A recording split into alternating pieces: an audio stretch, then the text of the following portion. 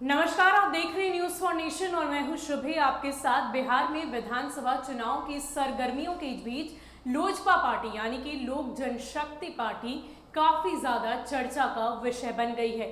इतना ही नहीं, लोजपा के चीफ यानी कि चिराग पासवान भी काफी ज्यादा लाइमलाइट में है। जब से उन्होंने पार्टी की कमान संभाली है तब से उन्होंने पार्टी के विस्तार के बारे में भी सोचा और अब इसी को लेकर उन्होंने नीतीश कुमार के साथ रार का ऐलान कर दिया। यानी कि नीतीश कुमार के नेतृत्व वाली सरकार में ही उन्होंने उनके ऊपर कई सारे सवाल उठाए। आखिर सवाल ये है कि उनकी ही नेतृत्व वाली सरकार में रह के चिराग पासवान का आखिर मकसद का मुकाम क्या है। बिहार विधानसभा चुनाव की आहट को देखते ही चिराग पासवान ने अपना लाइन क्लियर कर दिया था। कोरोना काल में चिराग पासवान ने बिहार सरकार की जमकर मुखालफत की। सरकारी अस्पतालों के खस्ता हाल मुद्दा हो या फिर बिहार में अपराध का ग्राफ, इन सब को लेकर लोजपा चीफ ने जमकर नीतीश सरकार की मुखालफत की। लेकिन सीएम नीतीश कुमार की तरफ से चुप्पी ने चिराग को और बल दिया। लेकिन एक वक्त के बाद सीएम नीतीश के सिपाहियों ने लोजपा चीफ को जवाब देना शुरू किया। जवाबी कार्रवाई के बाद कुछ दिनों के लिए चिराग ने चुप्पी साध ली, लेकिन चुनाव के करीब आते ही चिराग ने एक इंटरव्यू में अपना दर्द सबके सामने बयां कर डाला। चिराग ने साफ तौर पर कहा कि सीएम नीतीश कुमार मुझसे बात तक नहीं करते। यहां से शुरू होता है चिराग के भभकने का दौरा। चिराग के बागी तेवर को सीएम नीतीश कुमार पहले ही भांप चुके थे, लिहाजा लोजपा पर हमला करवाने के लिए उन्होंने मांझी को बतौर सिपाही एनडीए में शामिल करवा लिया।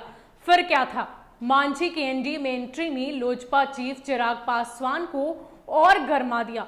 अखबारों में विज्ञापन छपा और चिराग ने अपनी मंशा सबके सामने जाहिर कर दी।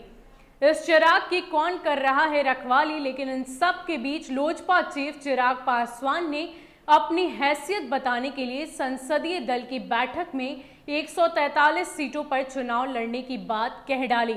साथ ही अंदर खाने से यह खबर भी आई कि लोजपा जदयू कैंडिडेट के खिलाफ उम्मीदवार उतारेगी। लेकिन समझने वाली बात है, आखिर चिराग पासवान के इस मकसद का मुकाम क्या है।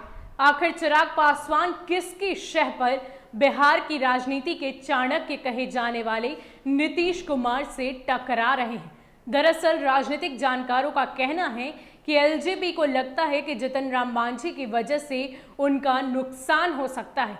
दूसरी ओर चिराग ज्यादा से ज्यादा सीटों की साझेदारी चाहते हैं, इसलिए यह दबाव डालने की कोशिश हो रही है। जबकि अंदर खाने यह चर्चा तेज है कि बीजेपी खुद ही चाहती है कि एलजेपी एनडीए से बाहर चुनाव लड़े, क्योंकि माना जा रहा है कि चिराग अपने प्रत्याशी बीजेपी के खिलाफ नहीं उतारेंगे, लेकिन जेडीयू के खिलाफ जरूर उतारेंगे। अगर एलजेपी जेडीयू की 10 सीटें भी कम कर देती है तो एनडीए में बीजेपी नीतीश पर हावी हो जाएगी।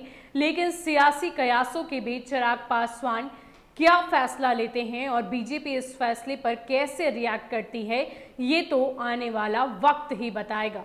तो चिराग पासवान ने बिहार एनडीए में बिल्कुल आग लगा दी है और अब ये देखना दिलचस्प होगा कि आने वाले बिहार विधानसभा चुनाव में ये टक्कर कैसी रहती है और इसका क्या परिणाम सामने निकल कर आता है। फिलहाल के लिए इतना ही। ऐसे ही अपडेट्स के लिए आप हमारे साथ बने रहिए और देखते रहिए न्यूज फॉर नेशन। नमस्कार।